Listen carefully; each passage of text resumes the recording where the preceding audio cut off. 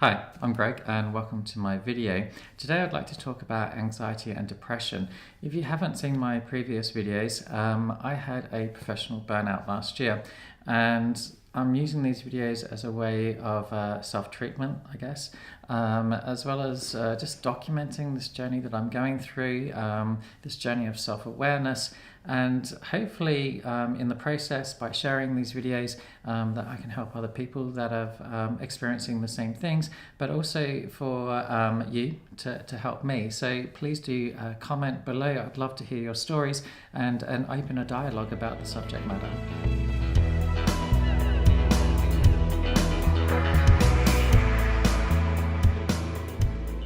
So it's been about 6 weeks now since I've made my last video, and that's primarily because I started taking antidepressant medication, and I've had a really rough time on it. I know that a lot of people get through antidepressants quite well because of the way that they're prescribed with lower dosages and going up higher, but I'm just not great with medication, and if anything's going to go wrong, it will, and it did. I guess the positive side of what actually happened is the fact that it gave me an opportunity to actually look at what is anxiety and depression through speaking with my therapist and researching online, and to try and put that into perspective into my life. And so I've come up with a definition of both, and I'd really like to discuss these with you. So I have quite a few things to say, and I've made some notes, so you have to forgive me if I'm looking down at my computer every now and again. But to start with depression, this is something that's really new to me. It's been a complete minefield researching both of these topics. But depression is simply defined as a single illness. And so it comes along with many different symptoms, and because of these many different symptoms, different people experience depression in different ways. Now, depression is normally defined by these two core symptoms, and they're probably the ones that we know best, and that's this loss of interest or enjoyment in pretty much everything, and an overall feeling of being down. And normally this must last for a 2-week period and beyond for it to sort of fall into that category of depression. But there's also other mood-related symptoms that people can experience, and some of these are the feeling of worthlessness, low self-esteem, a lack of confidence, feelings of guilt, and also, and probably at its worst, thinking about death and suicidal thoughts. Now, of course, with any sort of feelings and emotions that we have, they can manifest physical symptoms as well. And commonly in depression, physical symptoms include difficulties in sleeping, difficulties in concentration, tiredness, this general fatigue feeling or consistent feeling of fatigue, and also restlessness, this inability to be able to sit down. But more importantly, with depression, there's one sort of defining symptom, and that is a change in appetite. And this is obviously an unhealthy change in appetite from not eating to overeating. Now, anxiety is different from depression, and that's because it's defined as a collective of more specific conditions rather than just a single illness, so an umbrella as such. And I think certainly for me, when I was researching anxiety, what I discovered the most is something called Generalized Anxiety Disorder, or GAD. And I think we hear about this the most, but there's other conditions, of course, and they include things like panic disorder, stress reaction, adjustment disorders, and also phobias. Now, generalized anxiety disorder, however, is about excessive worry and anxiety and one's ability or difficulty in controlling these feelings on most days for a period of 6 months or more. And as with depression, these feelings also manifest physical symptoms. And like depression, these are difficult in sleeping, lacking concentration, this tiredness, continual feeling of fatigue, and also restlessness, this inability to sit down. But there's something more specific about generalized anxiety disorders. And you may recognize these things, and they're headaches and dizziness, muscle pains, bowel problems, and a shortness of breath and a racing heart. And what's interesting about anxiety and depression is that due to a lot of these crossover in symptoms, it isn't that uncommon to actually be diagnosed with both. And in fact, there's something called mixed anxiety and depressive disorder, or MADD for short. And so actual diagnosis of one or the other, or both in fact, it can take some time. And it certainly has caused me a lot of confusion, particularly because at the same time, the treatment for both of these is very similar. And they're normally some sort of psychological therapy and medications.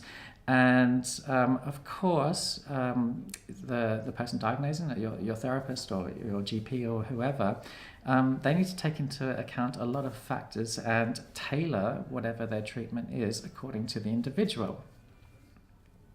So now, putting this into the context of my situation, I guess the one thing that I've always known is that I'm someone of high anxiety, hence the name of this channel, Anxious Gregg. I thought about this long before I even really have been diagnosed and started treatment. And,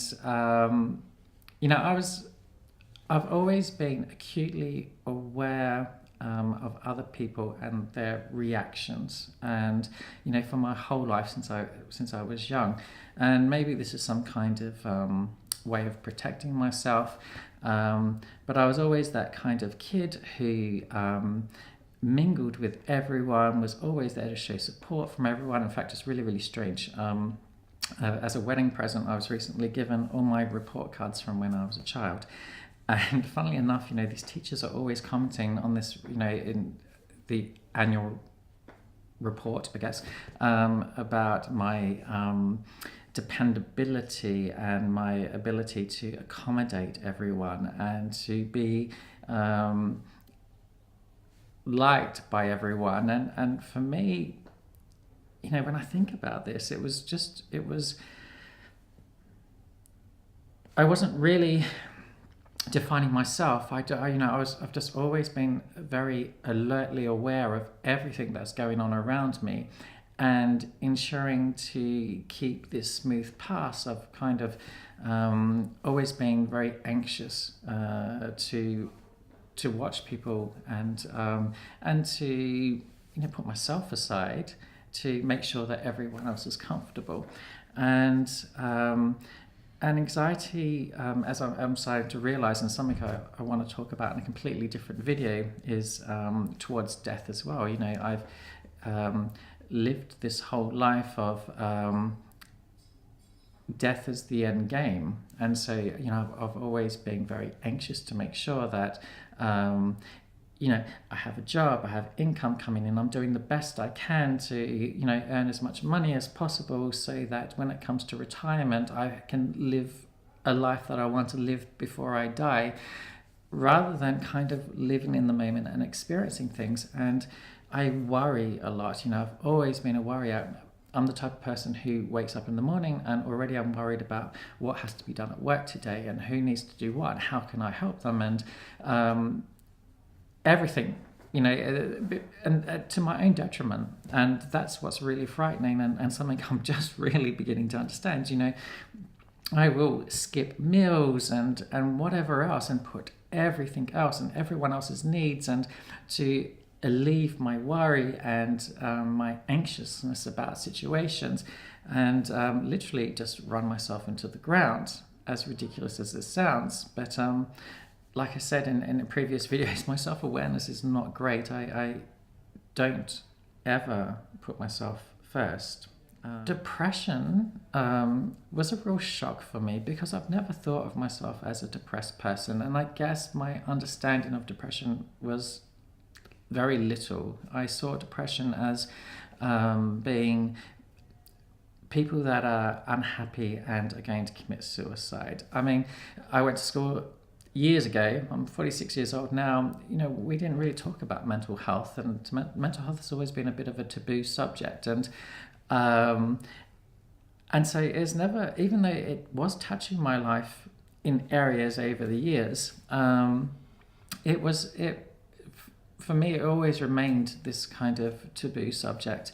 And I mean, that's just ignorance, I guess, as I've got older. I had a major trauma in my life, and things had never quite been the same again. And I guess that, you know, in the mornings when I woke up, it was simply just overwhelmed by all these feelings and anxiety and this also exhaustiveness that I just didn't want to face the world and get out of bed. But then I knew that I had responsibilities, and so my kind of depressed mood was being fought with my anxiety, and that was kind of actually my anxiety is what's driving me forward and getting me out of bed and doing things. But inside it was just like this feeling, shit, you know what, just put on that happy face and just go out there and face the world. And my focus became on life became much more narrow. It was, you know, really full on work, and everything else went to the side. And you know, and I really started to, and particularly these last few years, feel completely detached and not find enjoyment in all the things that I love. I'm really. Mental health has just become such an important factor for me now to be able to move forward. And so understanding and hearing your stories and your experiences, and you know, anything that you wish to share, you know, anything that can help me put myself back into this world and understand my place in this world, or anything that I say, if it's helping or you want to find out more, then you know, please really do use the comments. I'd really love to take the time and discuss this further. So if you haven't already, please do subscribe to my channel. Please do like this video. If you want to make a comment, then fantastic. And if you think that someone else would benefit from this, then please, you know, whip them over the link and share with them. And thanks, and hopefully we'll speak again soon.